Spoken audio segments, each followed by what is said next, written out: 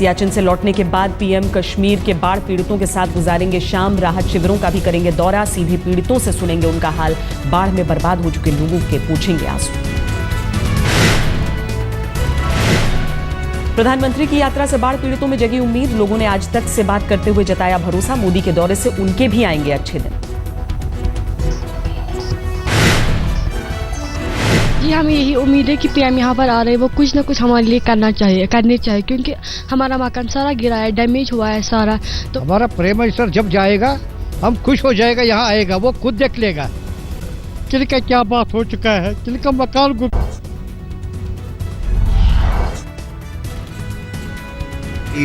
to the flood affected people, and we hope that if the Prime Minister is coming and significantly coming on Diwali, we hope that this package is going to be accepted.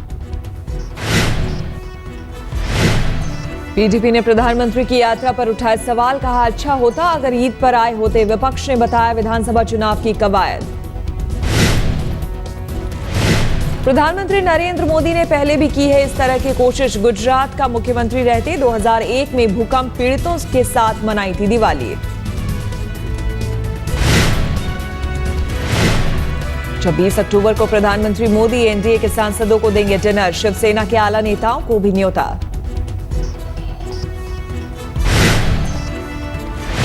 प्रधानमंत्री के निवास पर होगा दिवाली मिलन dinner. NDA के सभी घटक दल के नेता रहेंगे मौजूद।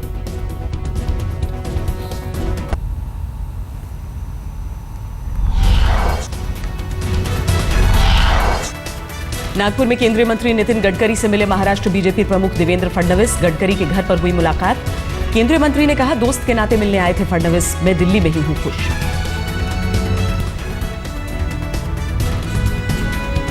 बीजेपी सूत्रों के हवाले से खबर। देवेंद्र फडणवीस का महाराष्ट्र का सीएम बनना लगभग तय। गडकरी के नाम पर बन रहे दबाव का पार्टी पर असर नहीं। बीजेपी के बड़े नेता नहीं चाहते बदलाव।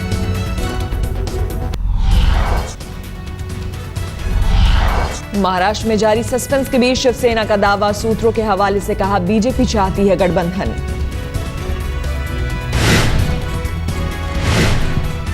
शिवसेना सूत्रों के मुताबिक बीजेपी नेता शिवसेना के साथ चाहते हैं गठबंधन। दिवाली बाद बदलेगी तस्वीर।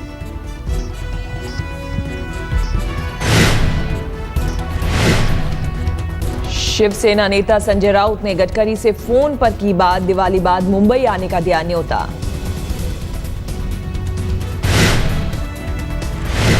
शिवसेना नेता गजानंद कीर्तकर ने कहा 1995 की तरह फॉर्मूला हमारे सम्मान का रखा जाए ख्याल।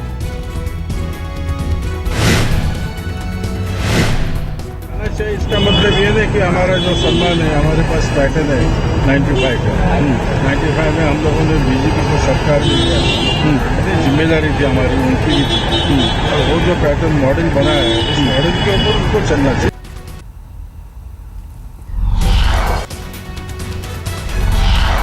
कुदरत की तबाही के करीब 1.5 साल बाद केदारनाथ धाम में हुई दिवाली पूजा। आज तक की टीम भी थी मौजूद। राज्य सरकार के कई नुमाइंदों की मौजूदगी में पूजा पाठ। दिवाली पूजा के दौरान स्वामी रामदेव भी दलबल के साथ थे मौजूद। आज तक से कहा हमें मुख्यमंत्री ने यहां भेजा। केदार धाम की स्थिति बेहतर बनाने के लिए पीएम मोदी से करूंगा बात। और केंद्र सरकार के साथ मिलकर के जो भी इस तीर्थ के गौरव को पुनः प्रतिष्ठापित करने के लिए और पुनर्निर्माण के कार्य के लिए जो भी हम कर सकते हैं वो पूरी तरह से हम करेंगे। आदरणीय मोदी जी से भी हम बात करेंगे। केदारनाथ में दिवाली पूजा के दौरान कई श्रद्धालु भी थे मौजूद। सुविधा और संसाधन की कमी के बावजूद जारी है लोगों के पहुंचने का सिलसिला। देश भर में दीपावली की खुशियों की तरंग। रोशनी के त्योहार से सराबोर लोग। गुवाहाटी में भी दिवाली की रौनक, हर ओर उत्साह की झलक।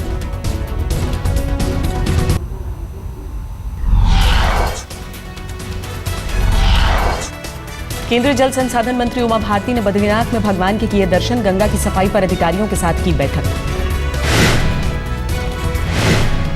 उमा भारती ने कहा बद्रीनाथ से लेकर प्रयाग तक गंगा को सीवर मुक्त करने की योजना।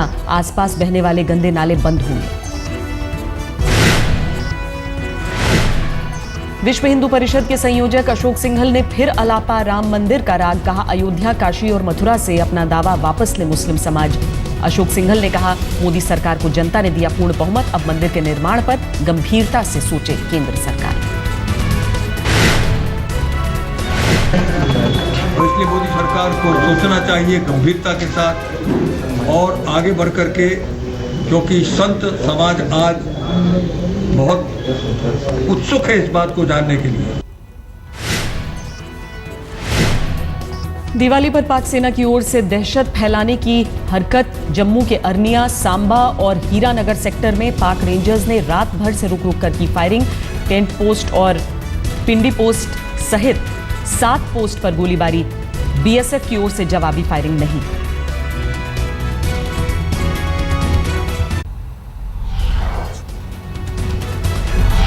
दिल्ली के आरके पुरम के डीपीएस स्कूल के प्रिंसिपल की बेटी ने की खुदकुशी, पंखे से लटक कर दी जान।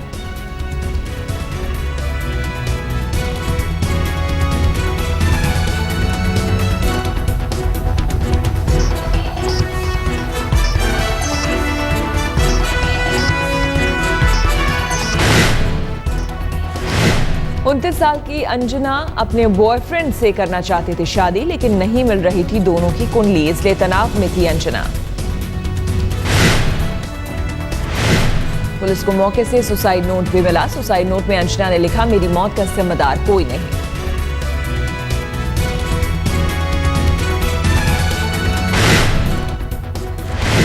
डीपीएस आरके पुरम कैंपस में प्रिंसिपल की बेटी का कल मिला था शव। घर वालों ने सबसे पहले देखी थी लाश।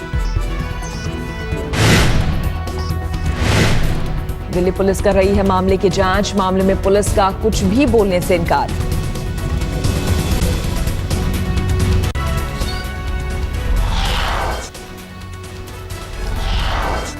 गुड़गांव के पालम विहार में घरेलू झगड़े की वजह से फर्नीचर कारोबारी ने पत्नी को गोली मारी, हत्या का केस दर्ज। मुजफ्फरनगर के थाना कोतवाली में नाले से मिली महिला की सिर कटी लाश, अब तक शिनाख्त नहीं। अलीगढ़ में रोडरेज में कत्ल, हॉर्न बजाने से मना करने पर एक शख्स की गोली मारकर हत्या।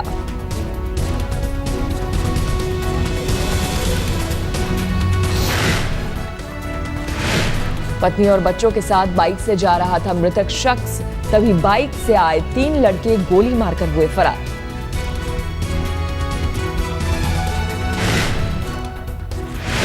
गाजियाबाद में भी NH-24 पर साइड मांगने पर बदमाशों ने चलाई गोली, इंजीनियरिंग के 2 छात्र जख्मी।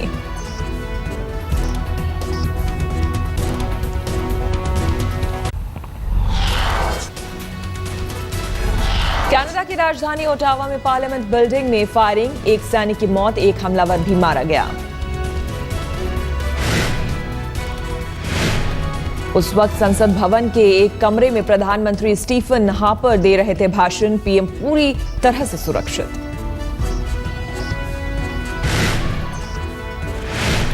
चश्मदीदों के मुताबिक नेशनल वॉर मेमोरियल के पास हमलावर ने सुरक्षाकर्मी को मारी गोली, तब संसद के पास की इमारत में घुसकर की फायरिंग।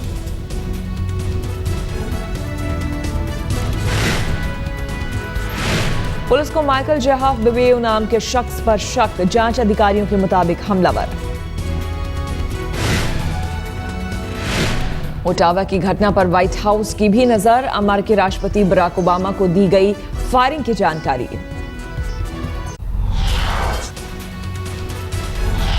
पाकिस्तान के पूर्व राष्ट्रपति परवेज मुशर्रफ का बड़बोलापन, आज तक से कहा पाकिस्तान को खिलौना ना समझे प्रधानमंत्री मोदी।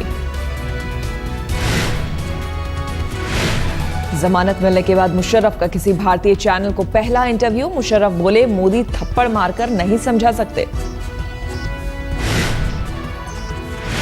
वो दे रहे हैं ये स्टेटमेंट, स्ट्रॉन्ग किस्म की स्टेटमेंट, पाकिस्तान जैसे पाकिस्तान एक खिलौना है जिसको वो कोई थप्पड़ मारेंगे और ठीक कर देंगे पाकिस्तान को।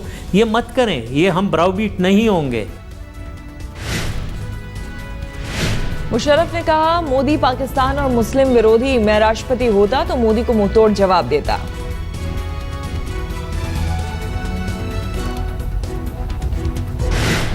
उनकी स्टेटमेंट्स जो हैं वो बहुत ही ऑफेंसिव हैं।